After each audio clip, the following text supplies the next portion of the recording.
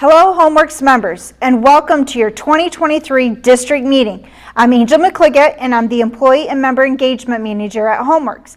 I'm here to serve as your moderator for tonight's virtual event. Before we begin, let's quickly cover our meeting protocol so you know how to participate this evening. You can interact with us during tonight's meeting by using the simple buttons that pop up on your Zoom webinar screen. The first button is Raise Hand.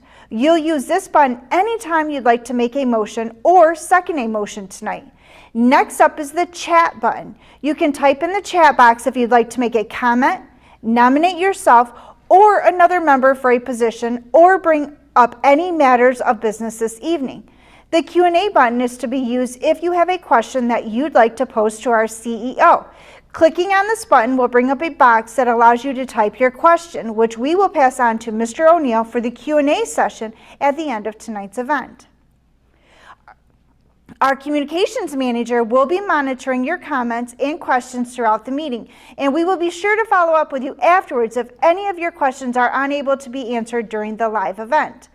Back to voting. Anytime a motion has been made and seconded this evening, your voting options will pop up directly on your screen for you. Simply click on the button representing the way you would like to vote. And as the votes come in, the polling numbers will show up right there on the screen so everyone can see the results in real time. Moving on, do you have your bingo card ready for tonight? We hope you'll join in the fun during the meeting by listening for keywords and topics and checking off any that you hear us discuss tonight. If you get a vertical, horizontal, or diagonal bingo, write the account holder's name and homework service address on the card and return it to us via mail or email by May 29th. Everyone who turns in a winning bingo card will be placed in a raffle for one of our 3 exciting grand prizes. I also want to remind you that if you'd like, you can follow along with some of the topics we discussed this evening in your digital district meeting booklet, which you should have received by email this afternoon. This helpful booklet can also be accessed at homeworks.org/D6 booklet. And finally, as always, be sure to stay logged on until the end of this meeting so you don't miss out on the prize drawings that you were automatically entered in just by attending tonight. We have a lot of great items that we're excited to give away, but you must be present to win, so stay with us. All right, now that you've got the basics down, it's time to get started. Here to officially kick off tonight's meeting is your District 6 Director, Ed Oplinger. Welcome, District 6. I'm Ed Oplinger, and I'm honored to have been entrusted to represent our district at the Homeworks Tri-County Electric Board of Directors since 2009. Helping to give the direction of our great cooperative is a responsibility that I take very seriously. I am so happy to be here with you tonight to update you on the exciting things that have been taking place at Homeworks over the past year. Homeworks has been hosting these district meetings for decades, and it's such an effective way to stay engaged with a co-op we all own. One of the many things that set cooperatives apart from other utilities is that every member has a voice on the vote. And thank you for taking the time out of your busy schedule to participate in the democratic process of your cooperative. Do you know your district includes over 5,100 members residing and receiving service in Clare and Isabella counties? My wife Sandy and I are proud to have been Homeworks members for the past 46 years now. Homeworks sure has come a long way in those 46 years, and the co-op has come even further in our 86 years since it was founded by farmers in Eaton, Ingham, and Jackson counties to bring electricity to their unserved rural areas. As you know, we are repeating the history today by bringing reliable, high-speed fiber internet to rural areas of mid-Michigan, and that provides them often refuse to have service. CEO Chris O'Neill will tell you all about that and several other exciting co-op projects a bit later. But first, we have some co-op business to conduct tonight. In addition to electing your board representatives every 3 years, as you do next year, you also elect district officers each May. They include our district chair, Harry Tope from Lake, who will conduct our business meeting in just a few minutes. Our district vice chair is Bob Thompson of Wademan, and he has announced that he will be stepping down this year. I want to thank Bob for his many years of dedicated service to our district, and our secretary is Rose Nidry from Edmore. Thank you for all the time you put into these positions. Again, I am thrilled to be with you here tonight, and I'm so happy to have so many of our District 6 members engaging in the co-op in this format. I've said it before, but having informed member owners really does make HomeWorks a stronger cooperative. I would like to close by thanking you again for allowing me the honor of serving you as District Director. Now please welcome our CEO, Chris O'Neill. Thank you, Director Opplinger. District 6 members, welcome to your 2023 live-streamed virtual district meeting. I'm Chris O'Neill. Many of you know me as I've served in several different capacities on the HomeWorks team for over 20 years. I took over as your CEO in 2020, and I want to echo Director Opplinger in saying that it is my great privilege and honor to serve you. I'm so happy to have you here with us tonight. The democratic process is one of the founding principles that sets co-ops apart from other utilities, and HomeWorks depends on members like you who are willing to be involved and informed. Plus, I'm very excited to update you on the things that have been happening at HomeWorks over the past year. I think you're going to really enjoy the informative co-op update that we've put together for tonight's meeting. We'll hit several timely topics after our brief business meeting this evening. First, though, I want to quickly highlight another thing that really sets co-ops apart, which is our community outreach. We try to do all that we can to make a positive impact for the people who live within our service footprint, especially those people who are in need. One of the most important ways we try to fulfill that goal here at HomeWorks is through our Tri-County People Fund. Our People Fund has granted over $2.6 million to families and organizations throughout our service territory since 1993. Recent People Fund grants supporting your neighbors in need in this area include a $2,000 contribution to the Isabella County Soup Kitchen and grants to 3 Isabella County families for utility expenses. Our People Fund is made possible by those of you who voluntarily round up your monthly electric bill to the nearest dollar as part of our Operation Roundup, and we want to sincerely thank you. Our People Fund board of 7 volunteers, one from each of our districts, works very hard to make sure each grant request is considered with care. Here in District 6, your People Fund Director is Dick Donnelly. We certainly thank Dick and his fellow board members for all of the time and compassion they put into this worthy cause. In addition to the People Fund, we have a couple other community programs that help to make a big difference locally as well. This year, we gave out Touchstone Energy classroom technology grants to several local classrooms supporting innovative learning opportunities, including a $2,000 grant right here in District 6 to Morley Flex Tech High School to help them purchase a large format printer for student projects. We also awarded a $1,000 Touchstone Energy College Scholarship to 12 very deserving high school students whose households are served by our electric lines to help them further their education. We love any opportunity to support our local students and teachers. Recently, with the help of a matching grant program offered by one of our lenders, CoBank, we were able to donate $10,000 apiece to the LC Baby Pantry and the I Am Kids Third Meal in Fenwick to help them make a big impact for children and families in our service area. We try to support our local families and organizations as often as we can because as a co-op, we're committed to enhancing the quality of life of the communities that we serve. There's a reason for that. We don't answer to some faraway investors, and our directors and employees all live right here in your neighborhoods. In fact, myself and many of our employees are HomeWorks members, and like you, we're truly invested in rural mid-Michigan. You might remember that last year we told you about our new employee volunteer program, that we started to give our employees an opportunity to engage with their communities and help make a difference for their neighbors. True to form, our employees have embraced that program and helped it grow exponentially in the past year. We thought you might enjoy seeing a glimpse of how they're making a difference throughout our service area, so we put together a quick video highlighting some of our volunteers.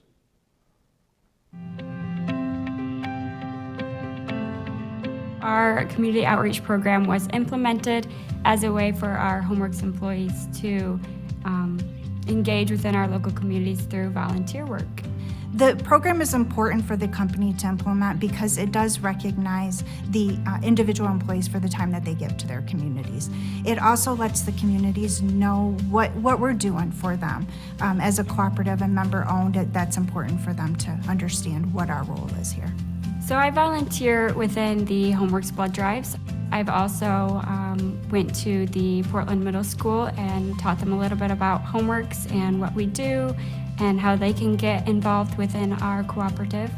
I've also been to a couple career fairs doing the same. Yeah, I grew up in Portland, went through the volleyball program all through high school, and I saw people helping out when I was a player, so I thought maybe when I get older, I'll do that too. We also were able to donate to St. Jude's over $5,000, and to be able to write that check to them and send that to them, it meant a lot. So many individuals or organizations need help. You see the need and you see how appreciative they are of you helping, and it can't help but make you feel good. So part of the cooperative principles is concern and care for community, and we recognized that we had a whole slew of employees that were out volunteering, giving their time, money, whatever they could in their local communities. So we thought it was time for us to start recognizing it. Each month, our employees submit a Google form with how many volunteer hours that they have done that month. And then with our Touchstone Energy funds, we have purchased little rewards. So for example, when they reach 5 hours, they get a little koozie cup as an incentive, as a thank you for volunteering within our community. Homeworks is such a great organization that is so diverse in helping people, individuals, schools, nonprofits. They make it so easy for us to do that. It makes you feel good about working for Homeworks Tri-County.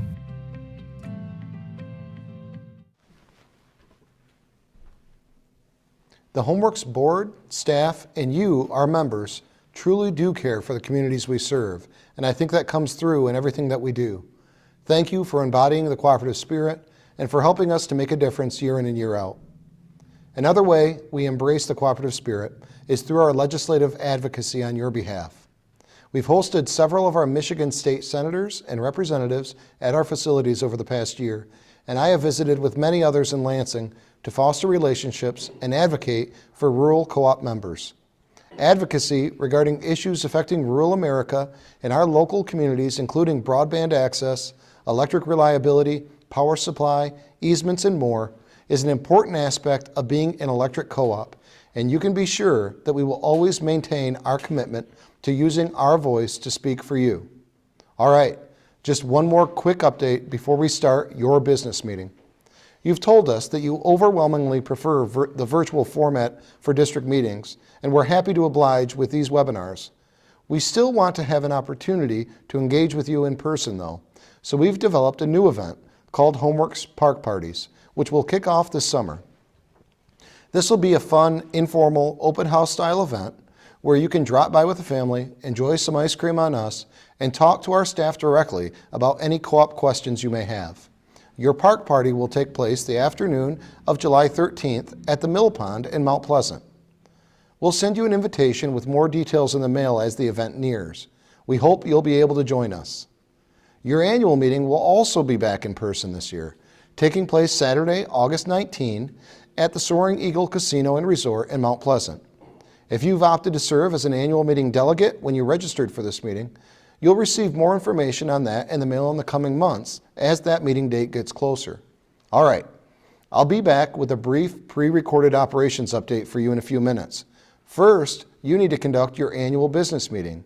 Your district chair, Harry Tope, will now come up to conduct this portion of tonight's proceedings. Good evening, Harry. Good evening. Thank you, Chris. I'm Harry Tope, and I was elected as your district chair last year. Homeworks Executive Assistant Michelle Hune just informed me that we do have a quorum with 162 member households in attendance tonight. Thank you for taking the time to log in. Let's start our business meeting off with the Pledge of Allegiance. Pledge allegiance to the flag of the United States of America and to the republic for which it stands, one nation, under God, indivisible, with liberty and justice for all. Thank you. Now we'll have our secretary, Rosie Nedry, take care of our next agenda item. Thank you, Harry. The notice of meeting, proof of mailing, and 2022 minutes are on pages 4 and 5 of your district meeting booklet. I'm going to make a motion that we dispense with the reading of these and accept them as presented. Harry? Thank you, Rosie. Can I get a second?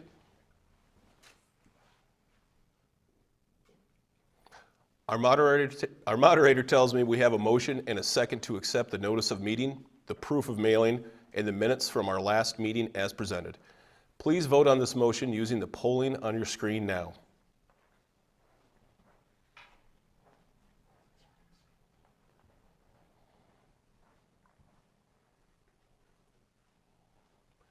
Thank you. Motion carried. When you registered to attend this meeting, you were asked if you wanted to be invited as a delegate to Homeworks' annual meeting in August. Those of us who signed up to serve as 2023 annual meeting delegates are listed on page 7 of your district meeting booklet. I move that we dispense with the reading of the delegates and accept the list as presented. Can I get a second? It has been moved and seconded to approve the delegates as presented. Please vote now using the functions on your screen.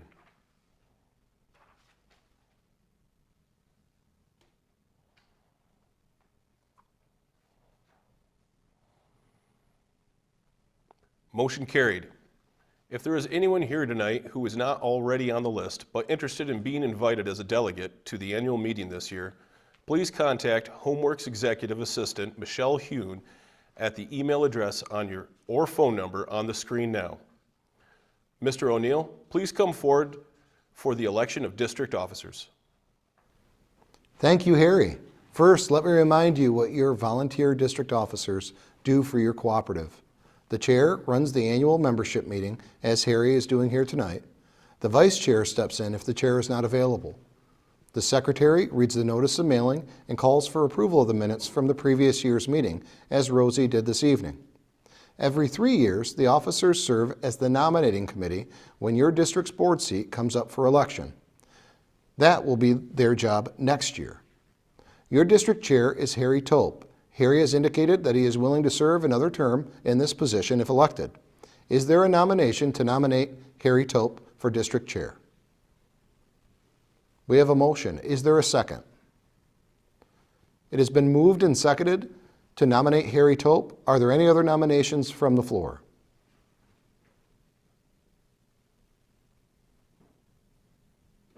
If not, let's vote on your chair position using the polling on your screen now.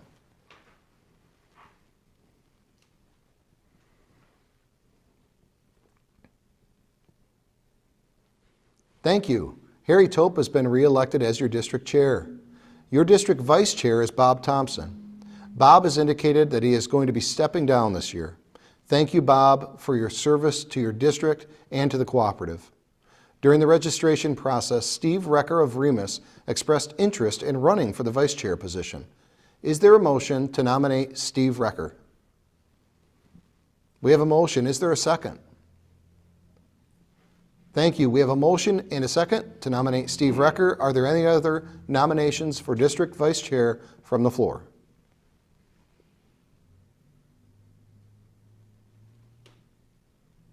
If not, let's vote on your vice chair position now, please.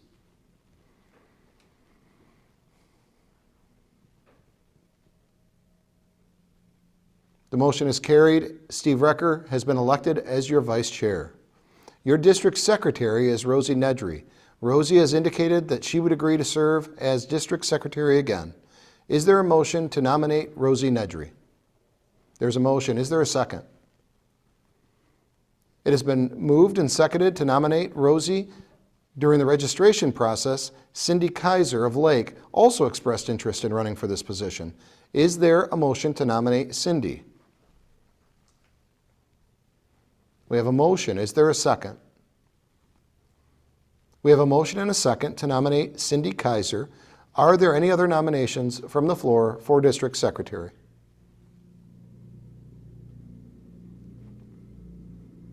If not, let's put your secretary position to vote. Please use the polling buttons on your screen now and place your vote.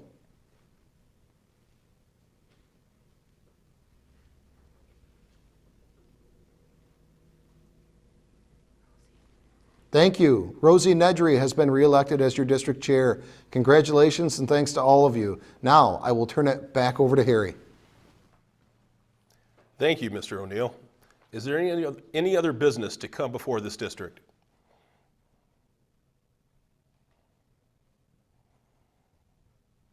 If not, I will accept a motion to adjourn. We have a motion. Is there a second? Moved and seconded. Please vote using the polling function on your screen now.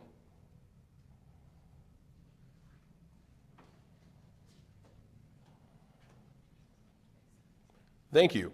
Motion carried. We are adjourned. Now I'll hand it back over to our moderator, Angel. Thank you, Harry, and congratulations. And thank you to all of our district officers and all members who voted in the business meeting tonight. Now we'll move on to the co-op update portion of our meeting. CEO Chris O'Neill has pre-recorded an informative update for you, and at the conclusion of the briefing, Chris will be back up here live in person to answer your questions. Remember to use the Q&A box at any time to enter any questions that you would like to pose to Chris. Now sit back and enjoy Chris's co-op update.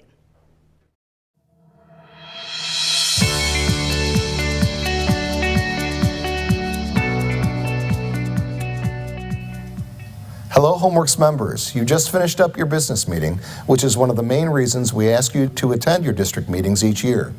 You're not just a customer of Homeworks Tri-County Electric, you're a member and an owner of the co-op. So it's crucial that you have the opportunity to participate and engage in the democratic process. Another important reason we invite you to your district meetings is to provide you with a look behind the scenes at your co-op's operations and the projects we've undertaken on your behalf over the past year. There's a lot to touch on here, so let's get started. First off, you probably noticed that I'm coming to you today from the truck garage in our Portland office. I'm out here because this is one of the areas that represents the heart of what we do, which is to hit the road running every day to provide you with reliable services that enhance your quality of life. Between our two offices in Portland and Blanchard, we have 106 employees. And I can tell you with no hesitation that every one of them is committed to going above and beyond the call of duty to serve you. Did you know that the electric operations employees who drive these trucks out of this garage every day helped provide you with power that is 99.95% reliable last year? As a member-owner co-op, that doesn't have to answer to investors or meet any arbitrary profit margins. We're able to invest in the type of regular system maintenance and upgrades that prevent outages before they happen. And when storms come in and outages do occur, these trucks hit the road immediately and our employees work to restore your power safely, quickly, and efficiently. In fact, we recently received our 2023 Michigan Public Service Commission Standards Report, which measures our performance in areas like how quickly we restore your outages, answer your calls, and more.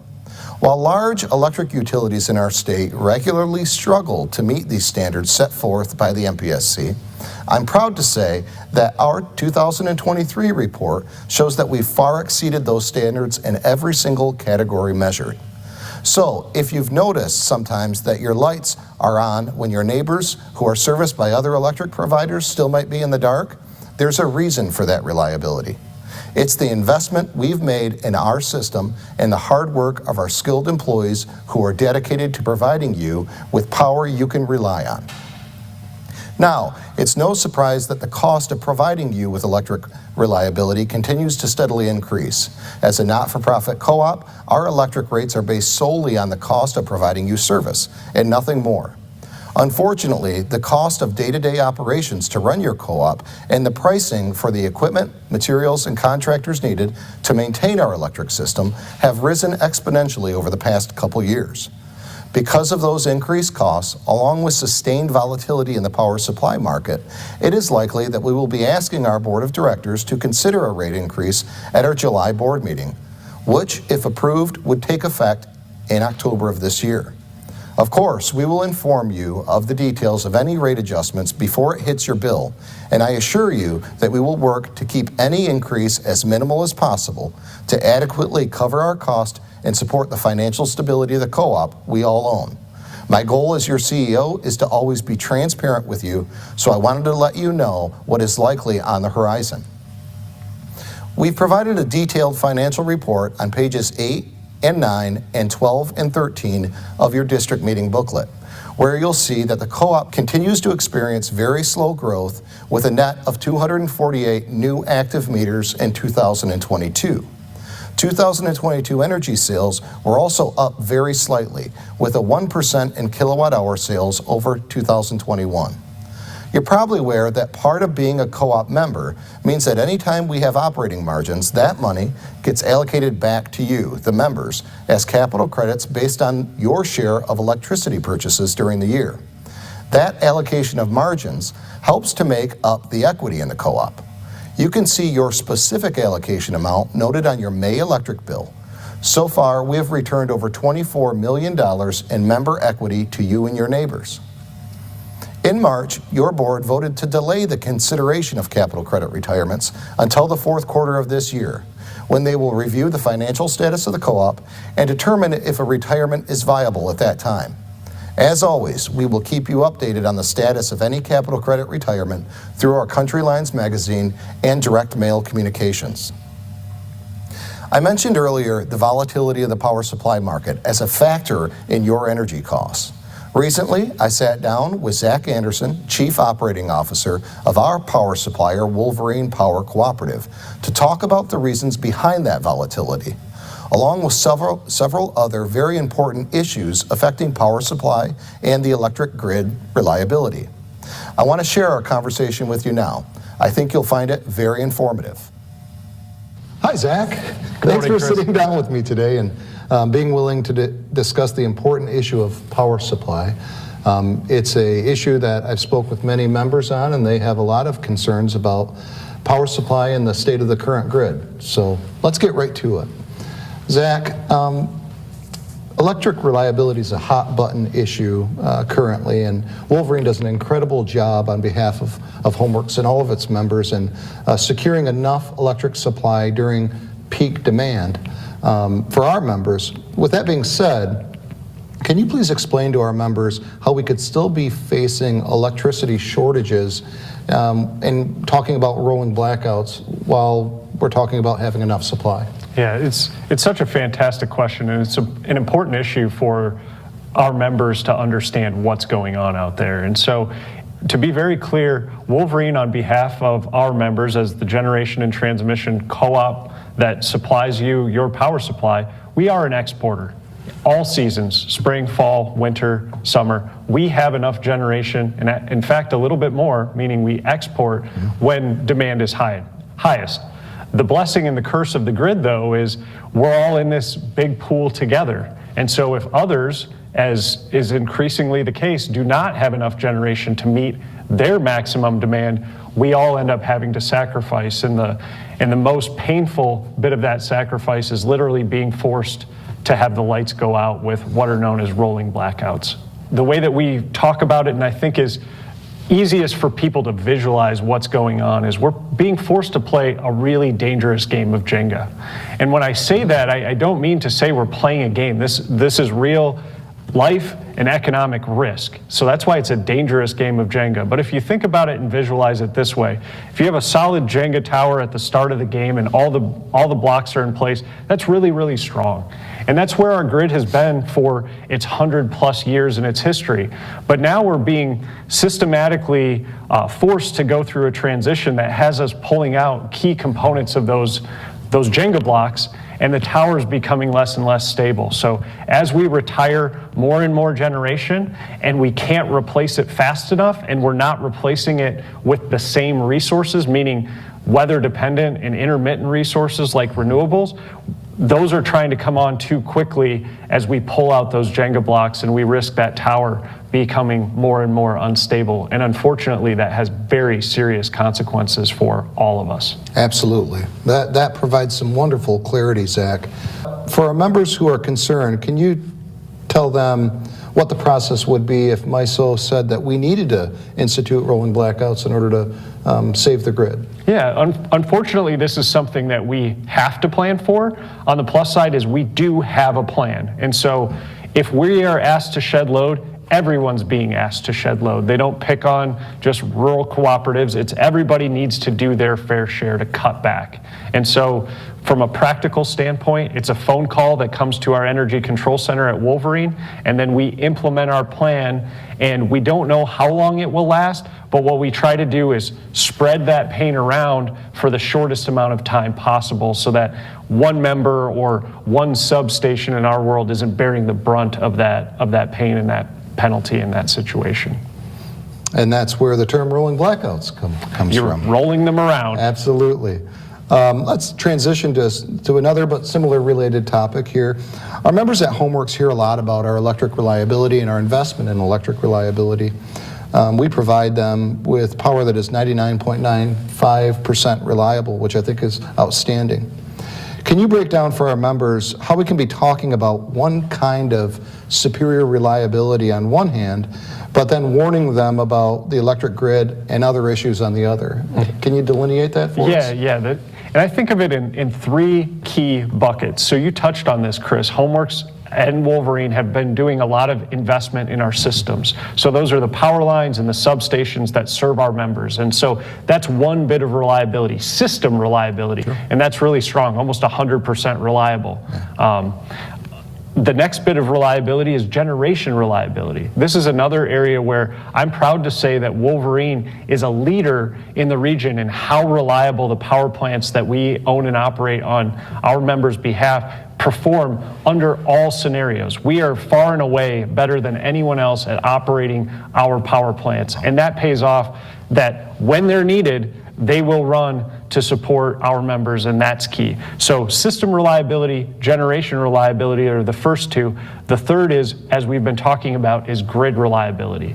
So we can do what we need to do on our system, we can do what we need to do from a generation standpoint, but then we have to recognize that we're all connected, and that grid reliability is where the challenge lies, and that's outside of our control. So the thing that we're really focused on is communicating on this message and being practical that we want to be leaders in renewables. We want to be leaders in providing affordable power supply, but in doing that, everyone else has to be pulling in the same direction so that we provide highly reliable power from a grid reliability standpoint. So you've got system reliability, generation reliability, and then grid reliability, where we're all in it together. And we need to be an advocate for good grid policy.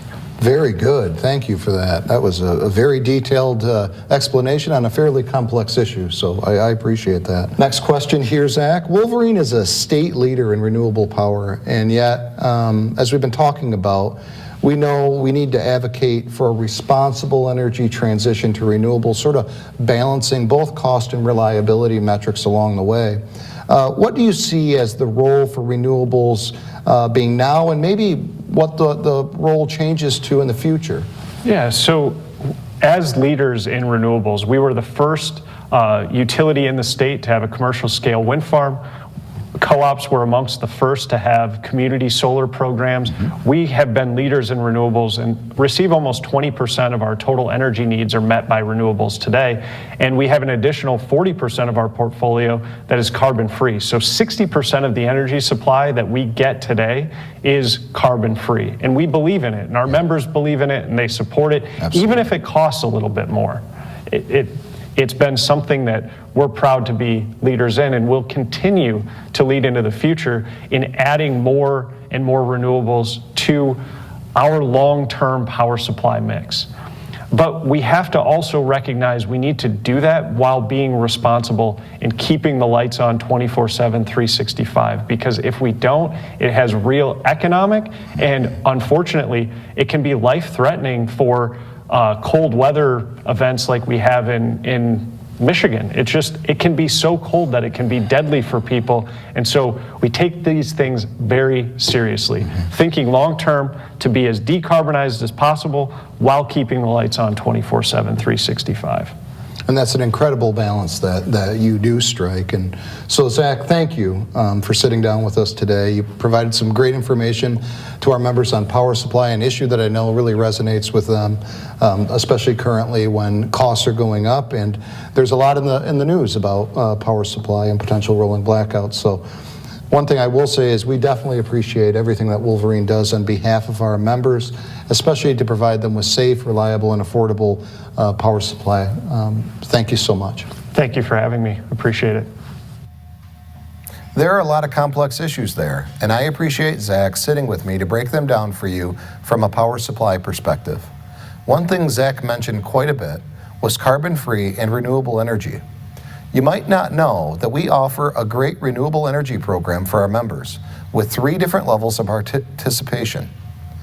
We also offer a robust energy optimization program to help you save money by integrating beneficial electrification and energy efficiency measures at your home. Last year, the program helped our members to save over $107,000 and over 832,000 kilowatt hours. I encourage you to take a minute to check out our EO page at homeworks.org/EO to learn more about our rebates and incentives. Next up, let's move into some very exciting news on our Homeworks Connect fiber internet project. I'm thrilled to report that just this month, we've completed our fiber network build-out to our entire membership. That's over 2,100 miles of fiber line built over the past 5 years as part of this $94 million investment in delivering reliable, high-speed internet across our rural mid-Michigan footprint. You might remember that it was May of 2018 when we officially undertook this project and made the commitment to our board to complete our mainline construction within 5 years. I could not be more proud of the fact that despite the unprecedented challenges of the pandemic and other obstacles along the way, we have met that commitment. We are still finishing up our fiber splicing in parts of our northern service territory, so our fiber service is not available to every single member home just yet. But we are very close to reaching everyone. To celebrate this momentous completion of our network construction and everything this project means for our cooperative, our members, and the communities we serve, we put together a quick video on the project that I think you'll enjoy.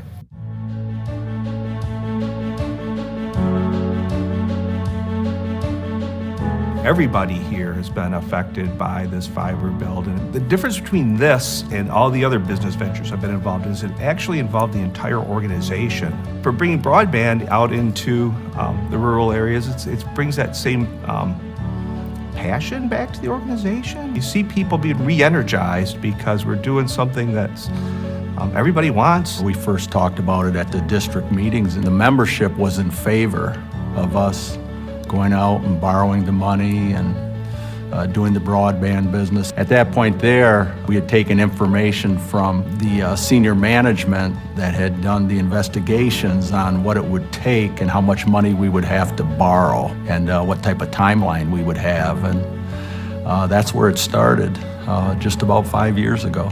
Who would have thought that in 2018, when we started this, considering a 5-year journey to build out fiber to all of our customers, that we would have COVID. We still managed to catch back up again, and we're actually going to finish the project, well, by the way I look at it, about 4 months early. Those were quite trying times, but we just kept persevering. Everybody on the staff, everybody in the building, all of our employees and stuff just have worked their butt off to get this thing done. We all know as board members who did the work, and that was the employees here at Homeworks. I feel really proud to be a part of the fiber team because it is such an exciting, seemingly life-changing service that we offer. So it is great to know that I'm a part of something bigger than myself. People don't realize how much of business takes place over the internet today, how important it is for business to have a high-speed internet. You know what, as a business owner, having fiber internet, it takes away a lot of the uncertainty. We would have a lot of problems losing our phones. We would have a lot of problem losing credit card authorizations. When you have unreliable internet It affects everything from day-to-day operations. The members are very appreciative of the service. Many of them say it's the best service that they've ever had. Super easy to get in contact with someone at the office, where a lot of other companies, you get someone from a different country, like we're in your backyard. I work for companies that are all around the world. You know, these are software companies that have offices everywhere. When I am in a Teams meeting or something online, they always ask me about my internet because it just never drops. It just seems so crisp. And I said, you know what? I live in the middle of nowhere and I have the fastest internet in any place in the world that I've ever lived. Nothing has been as fast as the internet that I have in Portland, Michigan. Anybody that has the possibility of using our broadband should really do it, because I've been in business for 40 years myself, and this is a very well-run company that runs almost like a family business where people really care about our members. I believe they will go beyond what is called from them to do the job. That gives you chills. The project has made our electric system more reliable than ever, provided economic growth opportunities for the co-op that will benefit every member, and delivered life-changing broadband access to our rural service territory. Over 9,000 HomeWorks members and counting are subscribed to HomeWorks Connect, and we continue to hear very positive feedback about the unmatched speeds and reliability. And now, with the completion of our build-out to our membership, we're beginning to embrace the opportunity to expand our network to neighboring non-member areas as well. For example, you might have seen our recent announcement about our exciting partnership with the City of Portland to bring our fiber internet service to city residents and businesses. Partnerships like this one help us to continue our mission to improve the quality of life in our local communities with reliable broadband access, while also providing economic benefits to our co-op and our entire membership. So we're excited to pursue these new opportunities. If you're not a HomeWorks Connect customer yet, and you're looking to upgrade your home internet or phone service, please give our fiber team a call or visit join.homeworksconnect.org. We'd love to connect with you.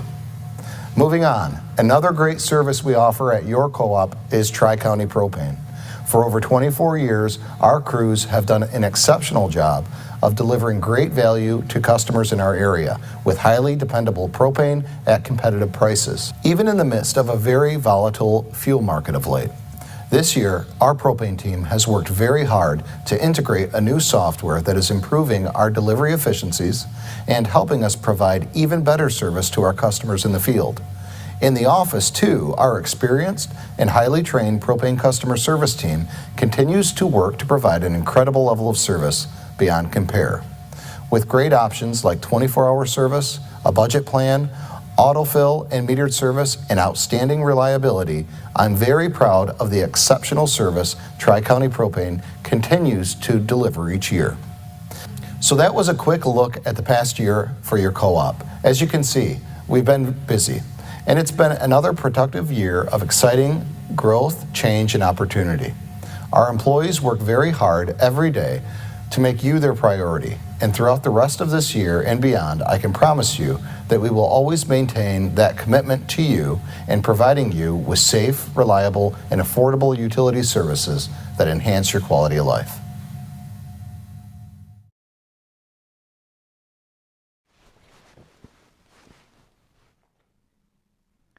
Thank you for providing that great update. Now Chris is back here live to answer some of your questions before wrapping up with the most exciting part of the night, our prize giveaways. If you have a question that you'd like our CEO to try to address tonight, please type it in using the Q&A button. We received a few questions from attendees prior to tonight's meeting during the registration process, so Chris will answer those now. Thank you, Angel. I will start with the pre-registration questions. Just a note here, we have quite a few questions tonight, so I'm going to group them together, like questions together. If I don't answer what you believe to be your question in full, certainly happy to discuss it in more detail offline. The first, I guess, real bulk of questions here is about timing regarding fiber internet to the district. So some of the district has our fiber internet deployed to it, and we're connecting members actively. We just have completed our entire main line for our entire system, so that includes all of the members in District 6. Right now, we're working on splicing that main line together, which will take the course of a couple weeks, and we expect to release contracts, so watch your inbox if you're pre-registered. We expect to release contracts by the end of June, so just next month, we should have all the contracts in District 6 released. Once those get released to your email that you pre-registered with, if you quickly sign those contracts, they're 1 year just to cover the drop cost. If you return those to us, we can get you in the queue. That queue is backlogged quite a bit. It's first come, first serve. We're experiencing quite a bit of demand across our service territory, as you can imagine. It's about 8 to 12 weeks once you hit that queue. Now, that being said, we've recently brought on a second contractor and have increased our production quite a bit. So we're hoping to bring those wait times down. But that's the status currently. You should be receiving contracts no later than the end of June in your inbox if you're pre-registered. If you're not pre-registered, I encourage you to go out to homeworksconnect.org and pre-register today in order to get your spot reserved in the queue. Moving on here, there was a question about the fiber ran to the house. They've been pre-registered, but the work stopped at the neighbor's house. So in many cases, when we're building the main line, we don't build that main line all the way to the dead ends of the electric infrastructure. Sometimes we leave that short and put a terminal to interconnect and simply build the drops out once the member has subscribed to the service. So don't worry if the mainline fiber is not all the way to your home. We will build that portion once you subscribe to the service and you get your contract signed and are in the queue to receive a connection. Next question here is, what are the internet options and what is the internet cost? Sort of two different questions that we combined together. And you can find our packages at homeworksconnect.org, but I'll briefly go over them. Our starting package is $54.95. That's with an auto pay discount. And that is 100 megabits per second symmetric. That's up and down. And it's all you can eat, meaning it's unlimited data. All right, so that's where we start as our base package. Then we go up to a 200 megabit per second package that's symmetric for $74.95 with auto pay, a 400 megabit package that's symmetric for $84.95, and then our top tier is the gigabit up and down, fully symmetric, all you can eat, $129.95 for that package. And then we also have phone. If you're interested in phone, we do have a bundle discount, but that unbundled starts out at $29.95 with the discount. So if you have questions on this, feel free to visit our website or give us a call. Happy to discuss those. You can change packages at any time. What I recommend is that we're a not-for-profit co-op. So if you don't know what you're going to use, start with the lowest package. We can give you feedback if you're experiencing any type of bottlenecks on that package and give you advice on upgrading at that point in time, but you can change packages at any time. Going to move on here. Next question is, have you considered emailing customers when their power is out in case they're not home? And that's a wonderful question. In fact, we are investigating what would be called outage text alerts at the moment, where members who have registered for texting and have a valid cell phone number on file can receive a text alert when we confirm that there's a power outage on your line. That being said, in between now and when we actually deploy that technology, if members are in a pinch and they have subscribed to our internet service and are receiving it, they can put a battery backup on that internet modem and buy a device that will notify you either through email or text when you have a power outage. So there's a couple different technical solutions to that, but we are looking into deploying that technology in the near future here. Next question here is, I'd like to hear about future cost increases. And so we are currently going through a cost of service study. We are looking at that because our financials show that we are in need of a rate increase at some point. And that rate increase is primarily driven by external pressures. The labor and material have gone up significantly from inflationary pressures, and so that's something that we're looking into and are considering going forward, maybe even yet this year as far as a rate adjustment for members. And we don't take that lightly, certainly. We want to keep our costs as low as possible while balancing safety and reliability. Next question here is, has Homeworks ever considered an appliance care program like Consumers Energy provides? And the short answer is no. That Consumers is a for-profit entity, and they view that as a profit center or a revenue center. That's not really the co-op's role. The co-ops are not for profit.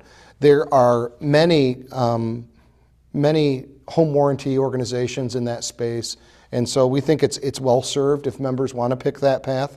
But we don't have qualified staff to work on appliances, and in fact, when we were in the heating and cooling business, that business did not turn out enough in order to keep it going into the future. So we don't have any intention of entering that market anytime soon.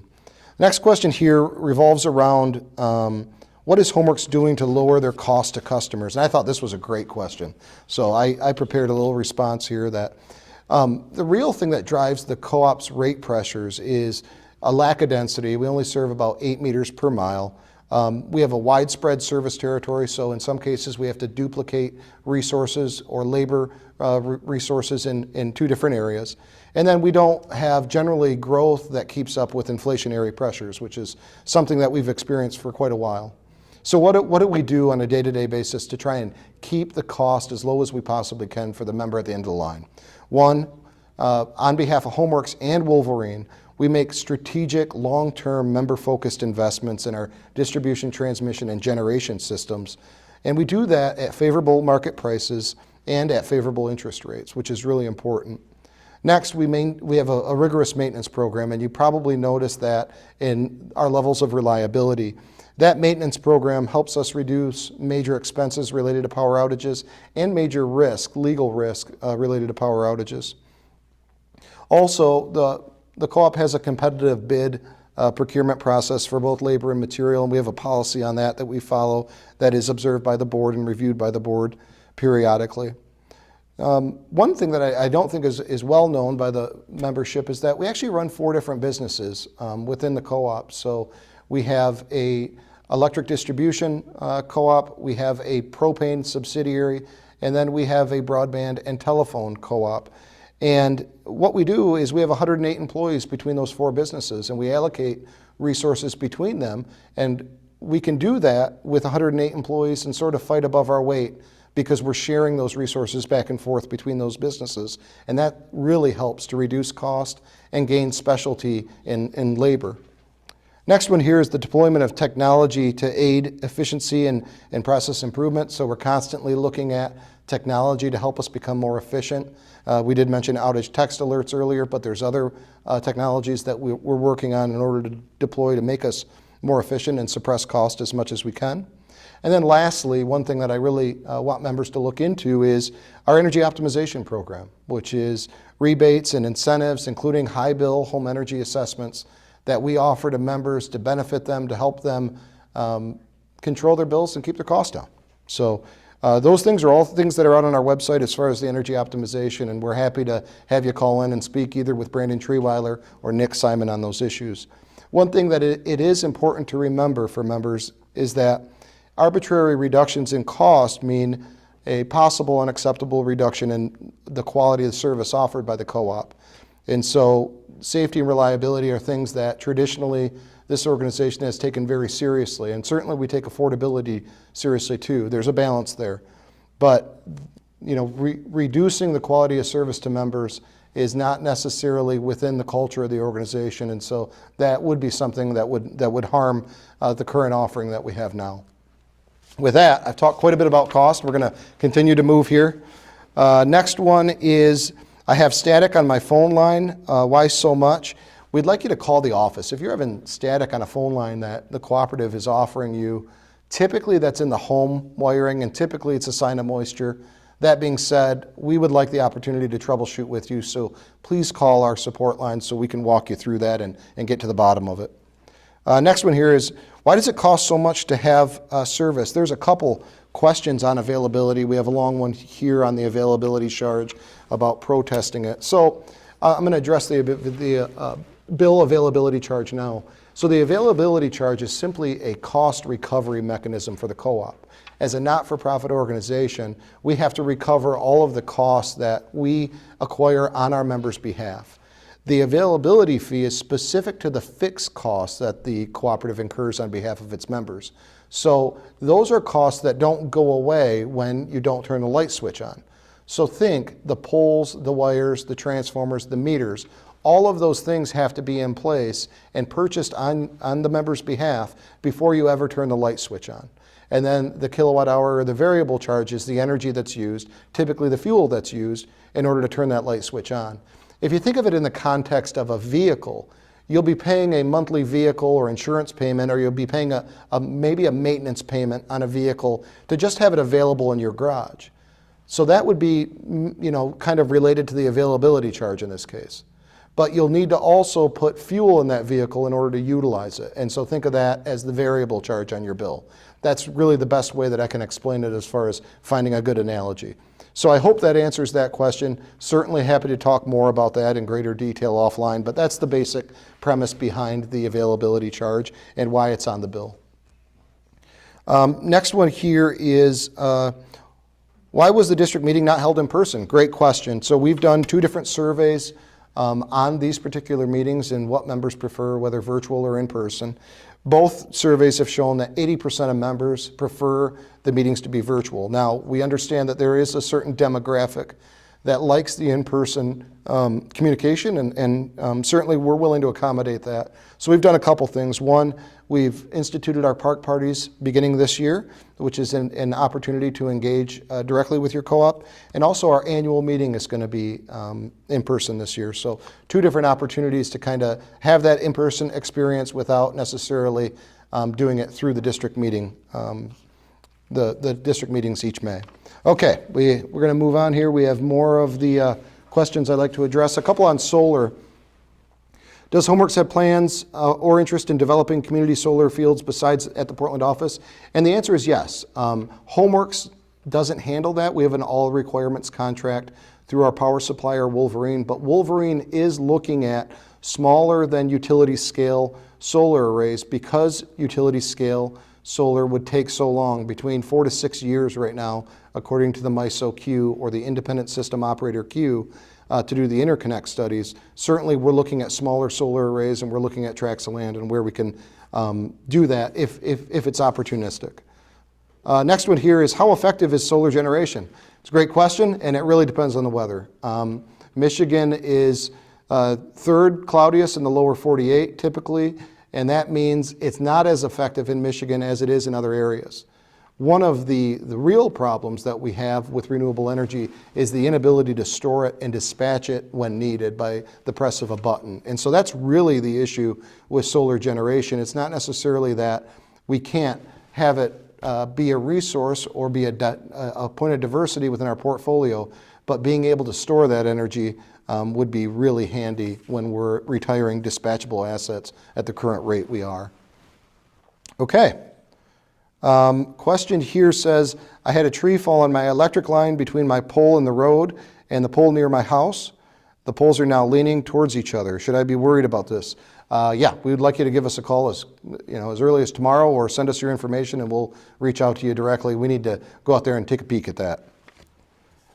Next one here is, with the change to electric vehicles in the near future, how well is HomeWorks infrastructure sitting? And so this kind of goes back to the cost issues and the cost pressures. The co-op generally has an overbuilt system, meaning we have to build to locations that are in rural territories, and we do so and have plenty of capacity on those circuits. Now that's not uniform across our system, but in general, we have capacity in order to take on a certain amount of new demands for load. That being said, if everybody went out and got an electric vehicle today, that would be a struggle, and we would have to find different upgrades to components, specifically substation transformers, that have some long lead times. So we're hoping that process is gradual, but we do have some capacity on the distribution network, certainly. Is there any other questions here?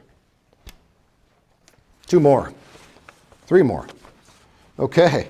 Since our district meeting has many more members, shouldn't we have greater representation on the board, or can district boundaries be changed? The answer is, when these districts were first incorporated, they were incorporated equally. However, the co-op has grown to a way that some of the districts are a little lopsided. Yes, they are. And so we can and have talked about redistricting, but that is in the purview of the board, and they have not taken that up quite yet. But yes, that is something that has been discussed and is duly noted. So thank you for the question. Next one here is, can you explain Buy All Sell All program? Yep, so Buy All Sell All is a solar program. It's one of our 3 offerings, including community solar and net metering, or DRE. Buy All Sell All is for 20 kW and larger, so the much larger solar arrays.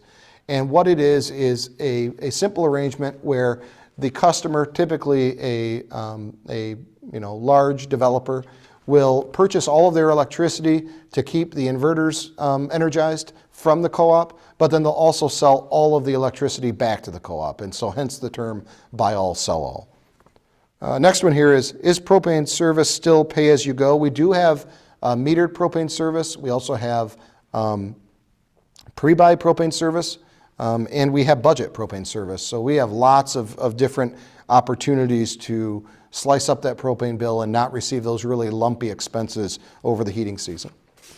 Next one here. Are you trying to give consideration to healthy mature trees?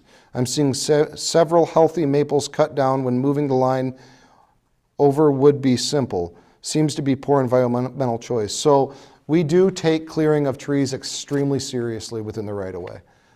That is because of some of the tragedies that have happened in the past when electricity and trees come into contact with each other. And so if they are in the right-of-way, generally we will try and trim them and work with the homeowner if they'd like to keep the tree. However, if it poses a danger, if it poses a risk to electric safety or reliability, we do take the tree according to the easement. So it's a balancing act, certainly, but all of these things are interconnected, meaning the rates, the cost, the tree trimming, and the reliability. And reliability and safety is the real focus that we have when we're out there in the right-of-way identifying trees to trim. So certainly, if they're going to be trimming on your property, they will have a planner out in front.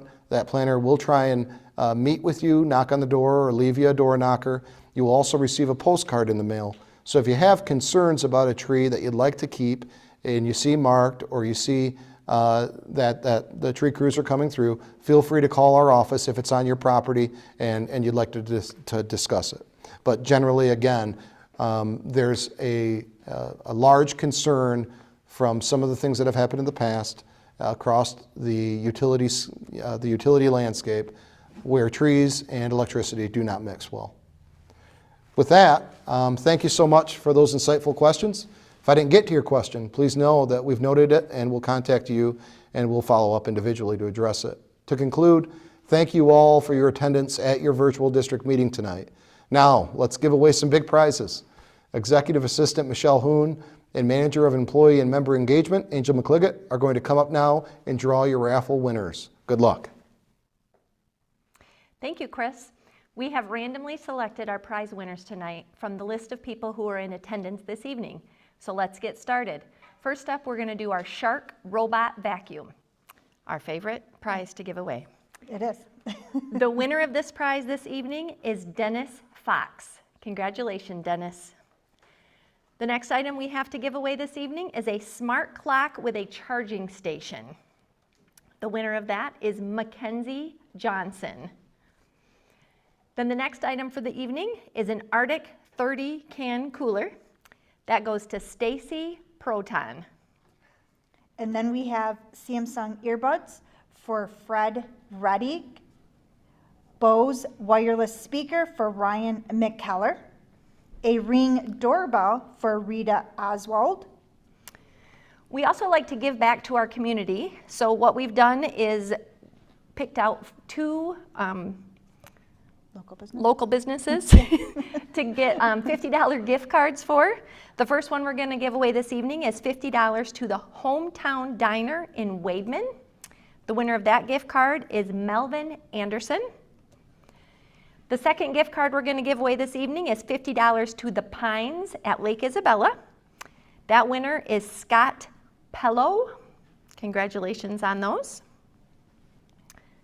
Want me to do that one? Yeah, go ahead. Okay. And then we have a 2 $100 Meijer gift cards, one to Steve Loomis and the other to Robert Brooks.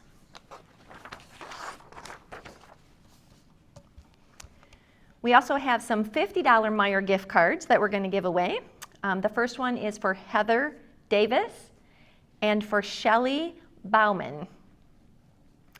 Then we have some gas gift cards to give away as well to Speedway. We have a $100 one for CJ Dime Ray. I apologize if I didn't get that quite right. I mean, that's how it's spelled. So. It is, yes. Fingers crossed it was said right. Yes. And then we have two $50 gas gift cards, Garth Lawrence and Dale Albright. We also do some Homeworks bill credits. So we're going to start out with some $50 bill credits. We're going to give 4 of those away this evening. First we have Ron Pluster, Melissa Sampson, Randy Steiner, and Julie McLewski. I think that's right. That's a hard one. Julie will be in contact with you. Yes, we will. And then we have 5. Yes. 5 $25 homework bill credits. We have Priscilla White, Patrick Lynch, Chad Fletcher, Kurt Story, and Tammy Ashley. Thanks for having those simple names. Yes, those were very easy ones. And that's it for our prizes this evening. Thank you so much for attending, and we hope you enjoyed your district meeting. If you want a bill credit this evening, it will be placed on your account in the coming days. If you want a gift card, we will mail it to you. And if you want another prize, we will be calling you to make plans to get it to you. If you got a bingo tonight, make sure to turn in your bingo card by May 29th to be entered for the grand prize. Thank you to all of you, and have a good night. Have a great night.